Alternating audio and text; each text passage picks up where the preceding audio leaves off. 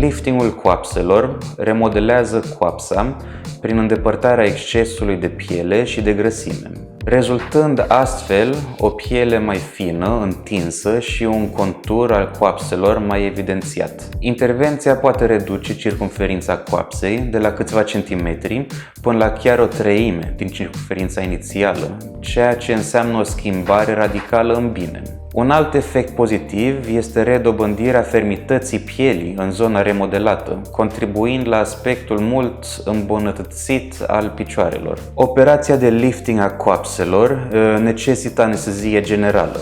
De asemenea, tot în cadrul primei consultații se va stabili dacă se efectuează și o liposucție împreună cu liftingul de coapsă. În general, durata spitalizării variază între 1 și 3 zile, în funcție de cât de extensivă a fost operația. Timp de 3 săptămâni trebuie purtată îmbrăcămintea de compresiune, după care pot fi reluate activitățile zilnice, iar la aproximativ 6 săptămâni de la intervenție poți reintroduce gradual exercițiile fizice.